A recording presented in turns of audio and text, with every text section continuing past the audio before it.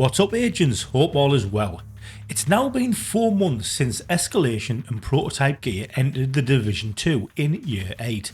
So you've probably started collecting Prototype Gear and you've noticed that there's these new things called Augments. Now at first glance they can be a little bit confusing. There's 9 different ones to choose from, they can be leveled up, you can randomly re-roll them for a different one, both of which costs Prototype cores. So in this video I'm going to explain exactly how augments work, how to level them up, which ones are worth investing your Prototype cores into, and which ones are probably not worth your time. So let's get into it. Every piece of Prototype Gear comes with a random built-in mini talent called an augment. Think of them as a permanent bonus attached to the gear piece itself. There are currently 9 different augments. Each one starts at level 1 before being upgraded all the way up to level 10. Every level increases the effectiveness of the augment, so the more you invest, the stronger the bonus becomes. Unlike normal attributes, you can't simply optimize these, however they do stack, so the more gear or weapon pieces you have them on, the more powerful you become. First, you need to use the gear and gain experience with it, similar to the Expertise Proficiency system, but unlike the Expertise Proficiency system, all XP counts towards leveling up your augments. Once it's leveled enough, you can spend Prototype cores to upgrade it, but upgrading isn't cheap.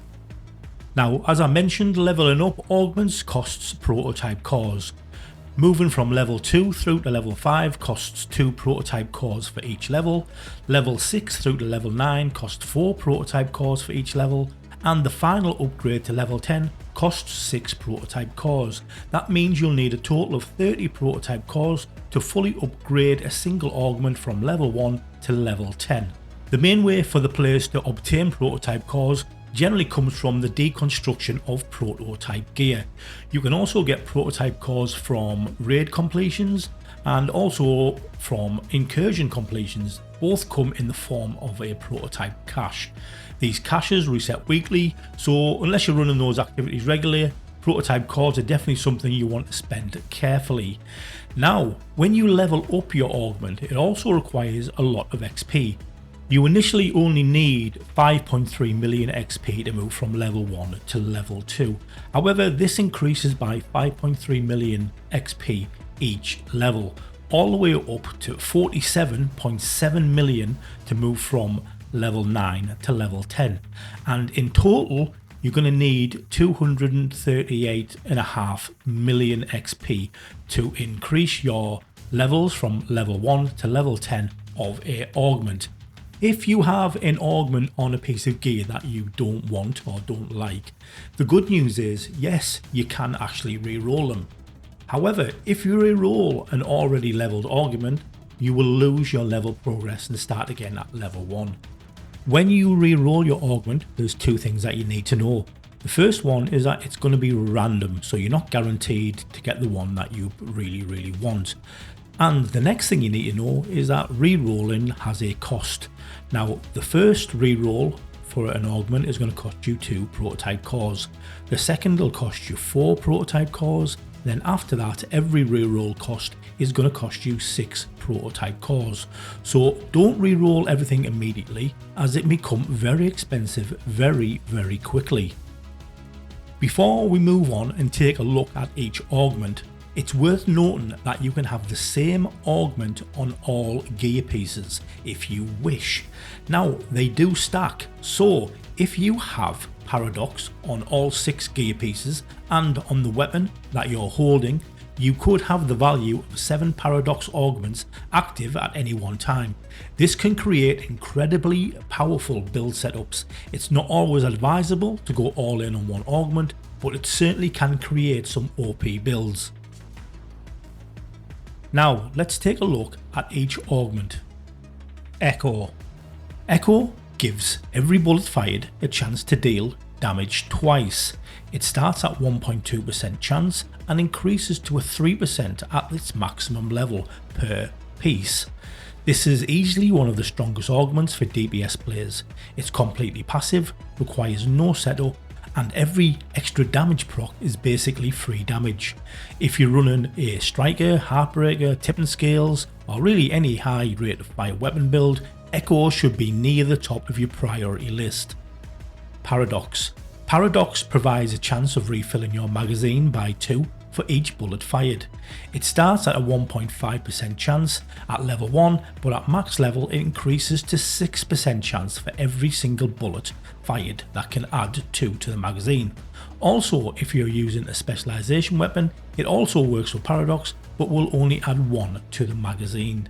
This synergizes incredibly well with high rate of fire weapons like certain LMGs and SMGs and ARs. It works particularly well with shotguns, as every pallet has a chance to activate Paradox. Less reloading means more shooting, more stacks, more DPS. Another excellent augment, but not advisable if you're a frenzy LMG player. Synesthesia. Synesthesia gives every bullet hit a chance to reduce your skill cooldowns by 0.2 seconds.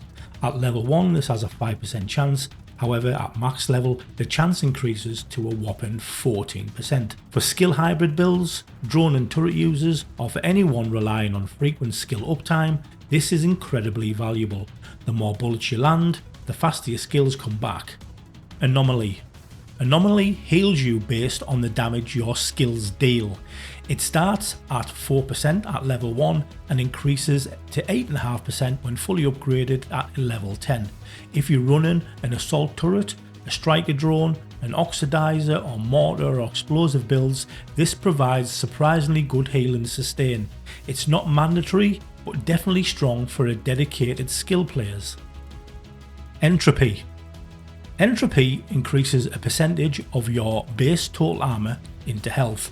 At level 1 the percentage is 5% and at its maximum value it is at 14%. This is aimed squarely at tank builds. It's not flashy, but the extra health can help survive burst damage and also give some additional survivability when armor breaks. Great for tanks, less useful for pure DPS players. Quantum. Quantum provides a chance to become completely immune to damage for 2 seconds. At level 1, becoming immune has a 1.6% chance, and at level 10, the maximum chance is 4.3%. Now that sounds incredible, but remember, having this on a single piece at 4.3% isn't very high. When it activates, it can absolutely save your life. The problem is, relying on a random immunity isn't something that you can build around. A nice bonus, but don't depend on it. Amalgam. Amalgam gives every bullet hit a chance to apply a random status effect. At level 1 this chance is 1.6% and at level 10 it maxes out at 4.3%. The key word here is random. You don't control what status effect gets applied. Sometimes it'll help, sometimes it won't. It's fun, but not something I'd prioritise over constant damage, but it definitely has some value on a single piece on certain builds. Trapper. Trapper increases status effect duration. At level 1 it provides a 5% duration increase and that maxes out at 14% at level 10, which the increase here is absolutely massive. If you're running an Eclipse protocol or a dedicated crowd control builds, this has real value. Outside status builds though, it doesn't really do much. Very niche, but also very strong. Atomize. Atomize increases grenade damage and blast radius. At level 1 it provides a 12.5% increase and maxes out at level 10 at a massive 21.5% increase. Unless though you're specifically making a grenade focused build, you're probably not really going to notice this very often. The use of Atomize is very situational. However, it can be a top tier augment when used with a healer build for some sort of crowd control as well as healing, or something which utilises the Vile Mask. It can be, as I said, top tier for a healer, but maybe bottom tier for pretty much everything else. So what augments should you chase? Well, obviously builds change everything. DPS players will value Echo and Paradox, skill builds will probably value Anomaly and Synesthesia, status builds probably will choose Trapper, Tank players would appreciate Entropy or Quantum. Healers may like a mix of Atomize or Quantum. But if you're just looking for the biggest improvements across the majority of the builds, well, Echo and Paradox are the clear winners. So what do I use? Well, I've got a couple of striker setups, one with Echo, another with Paradox, alongside my tip and scales build, which is full Paradox as well. I honestly prefer Paradox with the Sheriff Shotgun, makes it incredibly strong. I've got a full Atomize Future Initiative healer for maximising my ability to apply Sledgehammer and give the team huge damage buffs. I also have a couple of different status builds, which are mainly using the Trapper Augment, which gives insane status effect duration.